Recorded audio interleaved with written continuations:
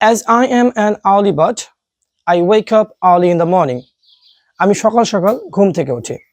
আপনি এছাড়াও বলতে পারেন যে I wake up at 4 a.m. আমি সকাল 4টায় ঘুম থেকে উঠি। ঘুম থেকে ওঠা মাত্রই আমি আমার বিছানাটা গুছিয়ে নিই। I make my bed. বিছানা গুছিয়ে নিয়ে বলা হয় মেকিং বেড, অর্থাৎ বিছানা গোছানোর ক্ষেত্রে আপনি মেক ভার্বটা ব্যবহার করতে পারেন। So I make my bed as soon as I wake up. আমি ঘুম থেকে ওঠা মাত্রই আমি আমার বিছানাটা গুছিয়ে নিই। Then I use my washroom just to get ready for the worship. অর্থাৎ ইবাদতের জন্য প্রস্তুত হওয়ার জন্য মূলত আপনি তারপরে আপনার ওয়াশরুমটা ব্যবহার করেন। After that, I go to the mosque to perform my Fajr prayer. ফজরের নামাজ আদায় করার জন্য তারপরে আমি মসজিদে যাই। Then I recite the Holy Quran. এরপর আমি পবিত্র কোরআন তেলাওয়াত করি for 10 to 15 minutes. 10 থেকে 15 মিনিটের জন্য। After that, তারপরে I go for a morning walk.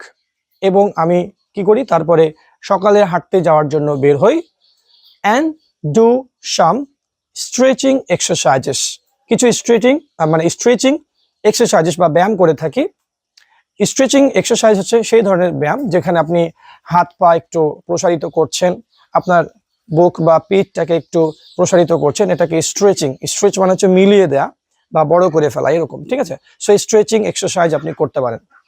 তারপরে কি, যেহেতু আপনি এক্সারসাইজ করলেন, আপনি ঘেমে যেতে পারেন, আপনি ঘেমে যেতে পারেন, ইউ ক্যান সুইট আ লট, আপনি অনেক ঘেমে যেতে পারেন। সো আপনার কি প্রয়োজন?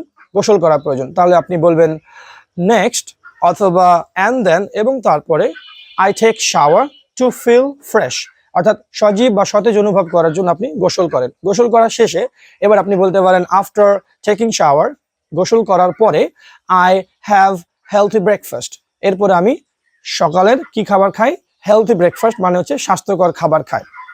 এরপরে দ্যাট মিনস আপনি বলতে পারেন নেক্সট, পরবর্তীতে কি হতে পারে? Next I review my lessons and pack my school bag.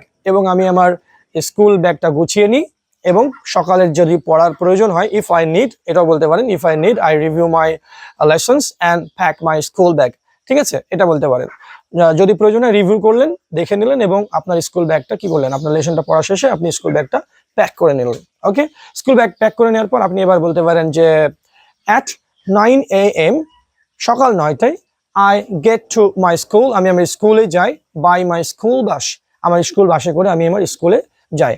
স্কুলে যাওয়ার পরে কি ঘটনা ঘটছে, স্কুলে যাওয়ার পর আপনি কোন ধরনের ডেইলি সেন্টেন্স গুলো ব্যবহার করতে পারবেন সেটা পার্ট 2-তে আপনাদেরকে শেখাবো। So for the part 2 you have to wait and till then have a great day and take care of you. Thank you for watching this video. Part 2 is coming very soon. আল্লাহ হাফেজ।